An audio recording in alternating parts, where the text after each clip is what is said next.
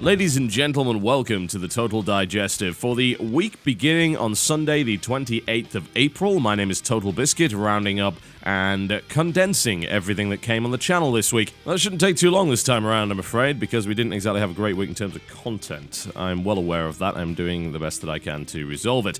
Anyway, let's go through what came on the channel this week, talk a little bit about it, and of course, if you didn't have time to watch it all, then this is a nice way to get the up and down on some of this stuff. Let's start with Content Patch. There were only 3 episodes of Content Patch this week, which was dreadful. I'm very, very sorry about that. Now, the stories I found particularly interesting and worthy of discussion last week were the piracy story about Game Dev Tycoon that was on episode 78. That's a really interesting one because of the way that they actually approached it. There's also a discussion as to whether or not Game Dev Tycoon is a ripoff of Game Dev Story, although I didn't really get a chance to get too in-depth on that one. I also started doing a release roundup on that particular episode, and I'll be doing that one every week on Tuesdays. So that's something I think that we really should have included in the show months ago. I'm not really sure why we didn't, but it's there now. If you check out episode 79, there is information on the potential release date of the PlayStation 4 based on the advertisement for Watch Dogs and its release date, which is very much a flagship third-party title for the PlayStation 4 as well as a multi-platform release. So that's definitely worth looking at as well. And if you want more information on the development of Thief, or more to the point, the lack thereof, episode 77 has a good discussion of that one. There were some good OC remix tracks this week. My track of the week has got to be Mass Effect 2 Sound of the Galaxy, remixed by Matthias Hagström-Gut. And I would strongly recommend you go and listen to that one. It's a really, really good mix of Freedom's Progress, Garrus, Jack, New Worlds, and Tali from Mass Effect 2. We should hopefully be on track for Content Patch going forward. There's already been an episode that came out today, so it's of course my goal to get 5 episodes of the show out every week. Sometimes that doesn't work out so well. Alright, let's take a look at the WTF Is episodes that were released last week. There were 3 this time around. We had the beta of Papers, Please, we had Far Cry 3 Blood Dragon, and we had Prime World Defenders. So let's start with Papers, Please. It's pretty hard to find a game that's more unique than Papers, Please, and as a direct result, it's a game that I would strongly recommend that you try. Currently, it's in beta, and the beta is free. There's some content, there's enough for maybe about an hour to an hour and a half of gameplay. Now, he is expecting to develop the game significantly from that, and it's just got green lit, which is great news, and when he does release the final product, it will of course be something that you have to pay for, but currently you get a nice taste of it. I feel that the game presents a really interesting idea in a way that's actually compelling. And I think it's easy to make a game about something mundane, but it's hard to make that game itself compelling and fun. Whereas Papers, Please manages to do that. It takes a really nice investigation aspect, mixes it up with a political message and a little bit of humor, and then throws it all together with a time trial aspect. It also puts some very interesting ideas forward in terms of morality, and that is something that is very difficult to convey, but I think that games are potentially a good medium for that. It's just that lately they haven't really been dealing with it all that well. I think Papers, Please is a prime example of that, and regardless of a few user interface issues that I think do need to be ironed out and perhaps make it a little bit more straightforward to figure out whether or not the issuing city is actually legitimate, because that was the thing that actually tripped me up the most. I think that that game's got a ton of potential. I like the graphic style as well. It's deliberately depressing. It's not a graphic style that anyone would really find pretty, and it reminds me very much so of the hardcore PC titles in the early to mid-90s. Papers, Please, in my opinion, is definitely one of the more important games that we've seen lately, and I would strongly recommend that you go and check out the beta of that. Also, do remember to check out one of the other titles he did previously. The game, of course, is by Lucas Pope. He made a game called Republia Times, and that is really, really cool indeed. That's about creating a newspaper while trying to please the government with propaganda, while also being subversive. I like these subversive games. Really, really cool. So I'd strongly recommend that you go and have a look at that one. That's actually a free web-based title. Alright, moving on to Far Cry 3 Blood Dragon. This one's got mixed reception from some people. I think that the key difference between those that like this title and those that dislike it hinges solely on how they take the humor. Some people believe that it's not actually a funny game at all, that it's just a, hey, look at how 80s we are kind of experience. And they're not necessarily wrong. I think that the game does a lot of that. Maybe too much, arguably too much. Is the game legitimately funny in places, though? Absolutely. I think there's some legitimately good humor in there, which doesn't simply rely on saying, hey, look how 80s we are. The tutorial itself is extremely funny. For instance, all of the written hints and pro tips, those are genuinely enjoyable as well. That's the kind of thing that, as far as I'm concerned, should be considered good humor within games. And this is something that Far Cry 3 Blood Dragon has in spades. However, there are, of course, times where it really does rub the whole 80s thing in your face, and some people might not find that all that enjoyable. Some people would also argue that it's a total conversion. Well, the thing about TCs is that they're generally not made by the company that actually created the game. I actually believe that the way forward for expandalone content, as well as stuff that is AAA quality, yet of a lesser price point, is to actually reuse assets from existing AAA titles. And I think that we should see more of that, and whenever we do see that, it generally works out pretty well. Far Cry 3 Blood Dragon is a really fun standalone $15 experience, and it's just a good shooter in general. And then stuff like, of course, Red Dead Redemption, Undead Nightmare, that is the kind of thing that you can say, yeah, they reused assets and put a different spin on it, and it's a worthwhile experience in and of itself. So Blood Dragon, from me, gets a hearty recommendation as far as I'm concerned, although there are definitely some issues with performance. There have, in fact, been some interesting developments on that front since then. An investigation by Dark Side of Gaming reveals that the title is not properly optimized for quad-core systems, and that there isn't a performance difference there, and it's not optimized for hexa-core either. And similar to Far Cry 3, it doesn't perform that well under DirectX 11 mode. The performance under DirectX 9 is significantly better.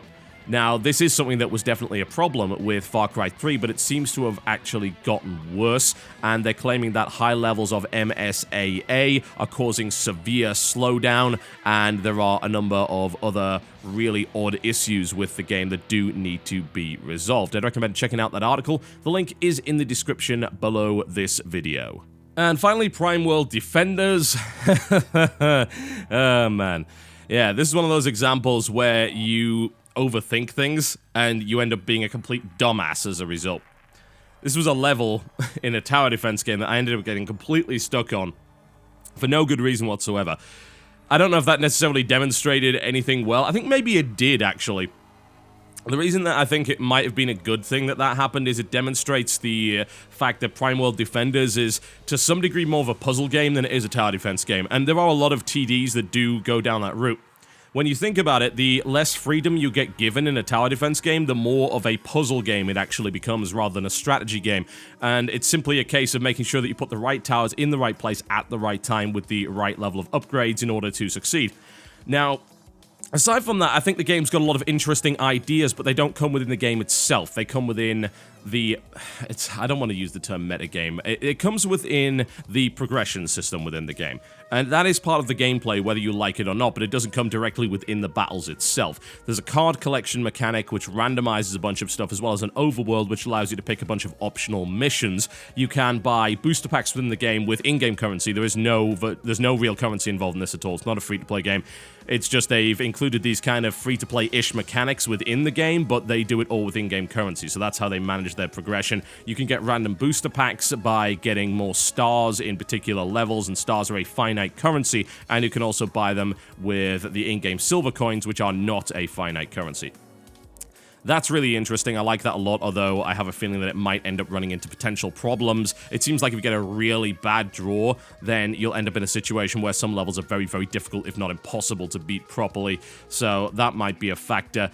It's got a reasonable art style, but definitely the sound quality is not that great at all. That's the kind of thing that you just probably want to turn off and play your own music. The music and the voice acting is fairly cringeworthy and low budget at times. It's made by the guys that brought you Heroes of Might and Magic 5 and Silent Storm, which to me is not a bad resume, but I think that it has the potential to be an interesting TD, but on the basis of the progression, the actual defending of the towers, there's very little original going on there. Everything has been done before, and more importantly, done better. So it's average tower defense gameplay with some interesting progression. That's what it is. And it's not a bad title, but it's certainly not the best TD. I mean, I would always go back and say, hey, you should be looking at something like Defense Grid if you want a good single-player TD, or Tower Wars if you want a good premium multiplayer tower defense. And of course, Anomaly 2 is well on the way, so that is most likely going to end up redefining commercial tower defense games, considering that what I've played of it so far has been nothing short of fantastic.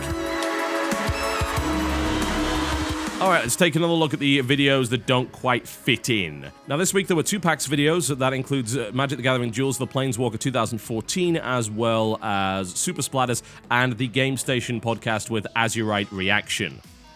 I'm pretty much done with all the PAX stuff, I think.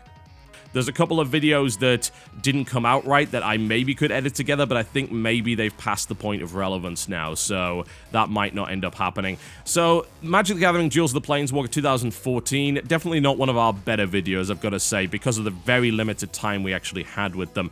It's an interesting little peek at the next version of Duel of the Planeswalkers, but in my opinion, unless you're really interested in the Duels of the Planeswalker games already, it's probably not worth watching. This video is not going to make you interested in Duels of the Planeswalker, I'm afraid. And then we had Super Splatters. Now, this is not a bad title, honestly. It's an arcade physics puzzler, which again is not all that original in and of itself, but it has some interesting twists on the mechanics, and it's actually kind of charming. Maybe I can just relate to it because what appears to be happening in that game is a bunch of blobs are trying to get famous on YouTube, and they do so by killing themselves. It's like, what? No, they do crazy stunts which end up with some of the blobs dissolving and things like that. It's kind of cool. I've got to admit, I was sort of charmed by it, even though it's not really my cup of tea. So it's something to look out for. It's also designed by one guy, and his previous job was designing complex medical technology. So he has a good understanding of the science behind all this stuff, which is a really intriguing thing. I think it was actually a really good interview, so it's definitely worth having a look at that video. Now, there is one video that's missing from the channel. I'd like to give you an update on this one. This is one of the things that we can do on Total Digestive, to update you on situations. So I put out a PSA video regarding Xenoclash 2. Now, Xenoclash 2 was a game that I was looking forward to because the original Xenoclash was an interesting proof of concept. It was a first-person melee battler with a weird world, and that to me was intriguing. Now, Xenoclash 2 actually has more of an open world to it, but it had a serious problem in terms of its field of view, as in it, more so than any other game, made me feel really sick. It gave me headaches as well. I've talked about FOV time and again, and it's not something that I will let go of. I know some people are sick of hearing it, but that I don't care. I genuinely do not care. And the reason I don't care is because there are so many people who are actually affected by this, and even if you're not directly affected by it, it still makes your PC gaming experience worse because you end up seeing less of the screen for no good reason. Yeah? This is the kind of stuff that's used on consoles because televisions are way, way further away. Yeah? And you've got to limit the field of view because not only is it a performance hog if you actually have a higher field of view, and consoles of course are very, very old, but it's also a situation where the larger your field of view is in the game, the smaller individual objects are. So if you have a television that's halfway across the room, then you don't really want a really wide field of view. But if you have a monitor that's right on your desk in front of you, like every PC gamer does, then it does become an issue. So I will not let go of it. Yeah, I know I'm a dog with a bone when it comes to this issue, but it will not go away until it is resolved.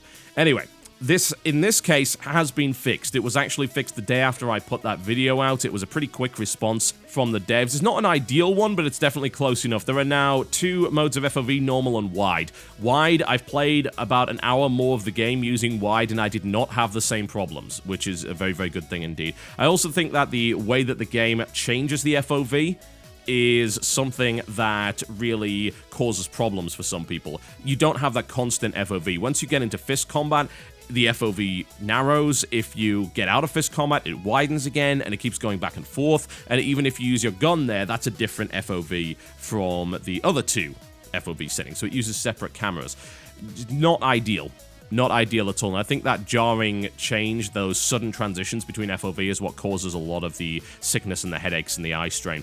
So it's something that you definitely need to watch out for, but it has been resolved. There are other issues that that game's got, and I'll go into that when I do my WTF Is this week on the title, but the FOV is fixed. Even if you don't have a slider, you can now edit the individual values in the .ini files, which didn't work previously, so I'm glad they've got that resolved, and that was a really nice quick response there. I assume they were working on it after hearing complaints prior to me putting my video out, but at the end of the day, they did get that sorted out. So when it comes down to these PSAs, folks, when I do this, if the problem is resolved, I will remove the video. It's as simple as that. The only reason I make those videos is to make you aware of something major before you plump down money on the game, but I don't have the time to do a full video. It's like stuff like SimCity. I tried to stop people from buying that on launch day because, my god, what a ridiculous problem set that game had. I mean, it was just issue-ridden. And with Xenoclash 2, since it was recently out, I said, look guys, FOV's a real problem in this game. The AI was a problem as well. That hasn't actually been fixed, by the way, but it becomes kind of less of an issue later down the line in the game because there are less fights where the AI is actually even used.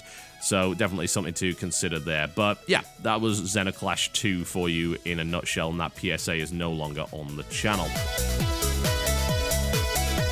Now, StarCraft 2 content. Well, here's the thing about StarCraft 2 content. We decided to do a tournament. Yeah, it was a pretty big deal. We did the first episode on Sunday, the 5th of May. It actually went down really well, aside from some technical problems we had. We had about 40,000 viewers concurrent for it, which was really, really good. So I'm very, very happy about that.